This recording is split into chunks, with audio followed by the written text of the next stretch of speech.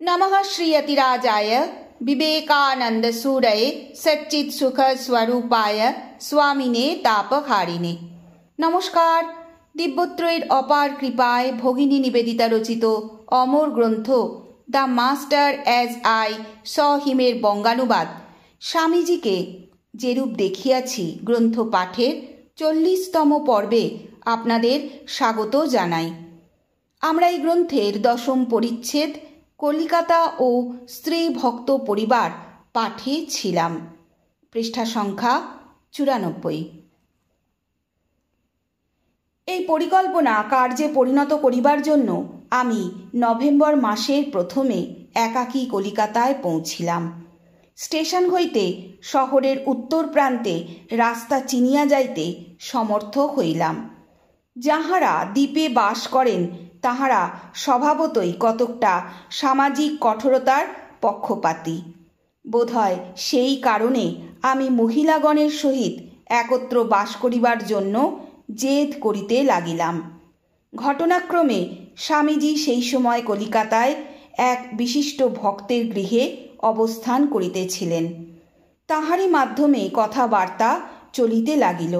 শ্রী রামকৃষ্ণের সহধর্মিণী সারদা দেবী অথবা ভক্তগণের পরমারাধ্যা শ্রী শ্রী মাতা ঠাকুরানী স্ত্রী ভক্তগণ সহ নিকটে বাস করিতেন।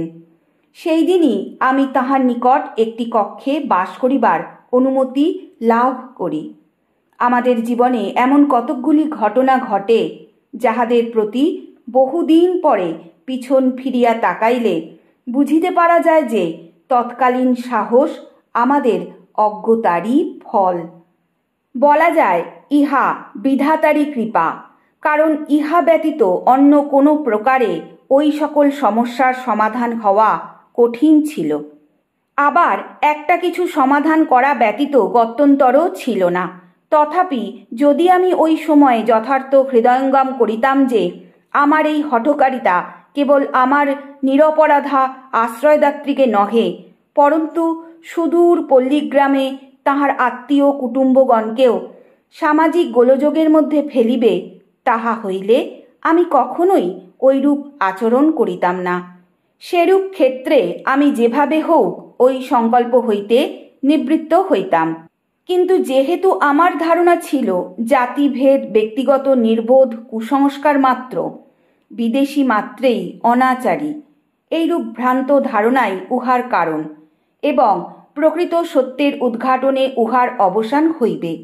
অতএব সব অজ্ঞতা তাহার উপর চাপাইয়া হৃষ্টচিত্তে জোর করিয়া আমি এই ভারতীয় মহিলার গৃহে অতিথি হইলাম। সৌভাগ্যক্রমে এই ব্যাপারে স্বামীজির প্রভাব সবার উপরে জয়ী হইল এবং আমি সমাজে গৃহীত হইলাম।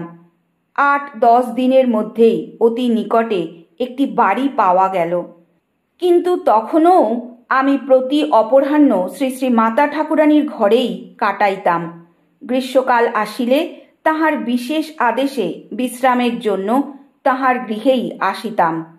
সেখানে অপেক্ষাকৃত ভালো ব্যবস্থা ছিল।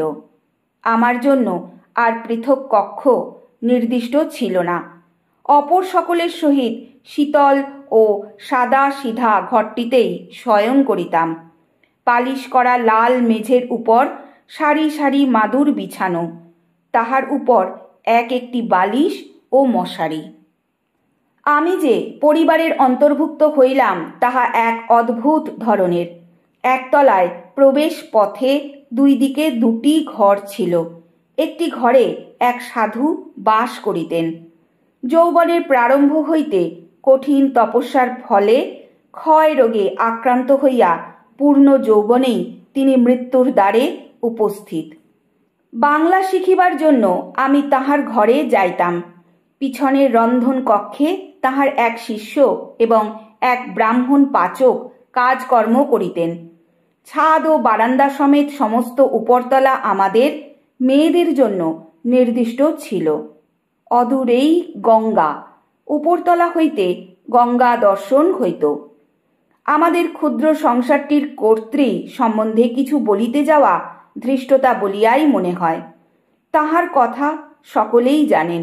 5 বৎসর বয়সে তাহার বিবাহ হয়, কিন্তু বিবাহের পর 18 বৎসর বয়স পর্যন্ত স্বামী তাহার কথা ভুলিয়া যান।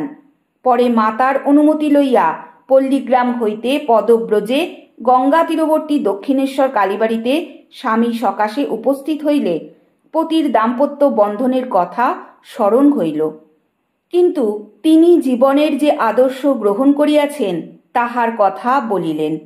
পত্নীও প্রত্যুত্তরে দৃঢ়তার সহিত তাহার ওই জীবনের সর্বাঙ্গীন কল্যাণ কামনা করিয়া কেবল শিষ্যার ন্যায় তাহার নিকট শিক্ষা লাভের প্রার্থনা জানাইলেন। তাহার জীবনের এই সকল ঘটনা আমরা পূর্বে বহুবার শুনিয়াছি। তখন হইতে সেই উদ্যানেরই একটি গৃহে বহু বৎসর তিনি স্বামীর নিকট পতিব্রতা স্ত্রীর ন্যায় বাস করেন। একাধারে ধর্মপত্নী ও সন্ন্যাসিনী, আবার শ্রীরামকৃষ্ণ শিষ্যগণের মধ্যে তিনি সর্বদা সর্বশ্রেষ্ঠ। শিক্ষা আরম্ভকালে তাহার বয়স ছিল অল্প। পরে কথা প্রসঙ্গে কখনো কখনো তিনি শ্রীরামকৃষ্ণের শিক্ষাদান কত বিভিন্নমুখী ছিল তাহার উল্লেখ করিতেন। শ্রীরামকৃষ্ণ সব জিনিস গুছাইয়া রাখার পক্ষপাতী ছিলেন এবং নিতান্ত তুচ্ছ বিষয়েও তাহাকে শিক্ষা দিতেন। যেমন প্রদীপ জ্বালিবার সাজ সরঞ্জাম দিনের বেলায় কোথায় রাখিতে হইবে। কোনো বিষয়ে অপরিচ্ছন্নতা তিনি সহ্য করিতে পারিতেন না এবং উগ্র কঠোরতা সত্ত্বেও লালিত্য, সৌন্দর্য ও চাল চলনে শান্ত গাম্ভীর্য পছন্দ করিতেন। শ্রী শ্রী মাতা ঠাকুরানীর সম্বন্ধে এই কালের একটি গল্প শোনা যায়। একদিন তিনি আনন্দে উৎফুল্ল শিশুর ন্যায় আগ্রহ ও গর্বের সহিত এক ঝুড়ি ফলমূল শ্রী রামকৃষ্ণের নিকট আনায়ন করিলে তিনি গম্ভীরভাবে উহার দিকে চাহিয়া বলিলেন, কিন্তু এত বেশি বেশি কেন? অপ্রত্যাশিত নিরাশায় বালিকা পত্নীর সমস্ত আনন্দ অন্তর্হিত হইয়া গেল। অন্তত এসব আমার জন্য নয়, এই মাত্র বলিয়া তিনি নীরবে অশ্রুপূর্ণ চক্ষে চলিয়া গেলেন। শ্রীরামকৃষ্ণ কিন্তু এই দৃশ্য সহ্য করিতে পারিলেন না। নিকটে যেসব বালক বসিয়াছিল তাহাদের দিকে ফিরিয়া বলিলেন, ওকে ফিরিয়ে নিয়ে এসো। ওকে কাঁদতে দেখলে আমার ঈশ্বর ভক্তি পর্যন্ত উড়ে যাবে। তিনি তাহার এত প্রিয় ছিলেন। তথাপি শ্রী শ্রী মাতা ঠাকুরানীর একটি উল্লেখযোগ্য গুণ এই যে তাহার আরাধ্য পতির সম্পর্কে কথা বলিবার সময় তিনি নিজেকে সম্পূর্ণভাবে পৃথক করিয়া রাখেন। তিনি যেন কেহই নহেন। তাহার সকল ভক্তই বলেন যে শ্রীরামকৃষ্ণের প্রত্যেকটি বাক্য যে সত্য হইবে এ বিষয়ে শ্রী শ্রী মা সম্পদে বিপদে অটল সুমেরুবৎ দৃঢ়। গুরুদেব শ্রীগুরু বলিয়া তিনি তাহার উল্লেখ করেন। তাহার কথাবার্তায় এমন একটি শব্দ কদাপি থাকে না যাহাতে আমি তাহার অমুক এই বলিয়া কোনো আত্ম অধিকার প্রকাশ পায়। তাহার পরিচয় জানে না এমন কেহ তাহার কথাবার্তা হইতে বিন্দু মাত্র অনুমান করিতে পারিবে না যে উপস্থিত অপর সকলের অপেক্ষা শ্রীরামকৃষ্ণের উপর তাহার অধিকতর সত্য বা দাবি আছে, অথবা তাহাদের অপেক্ষা তাহার সম্পর্ক নিকটতর। মনে হয় পূর্বের ন্যায় পত্নীর নিষ্ঠাটুকু ব্যতীত পত্নী ভাব তাহার মধ্য হইতে বহুকাল চলিয়া গিয়াছে। সেখানে আছে শুধু আমি শিষ্যা এই ভাব।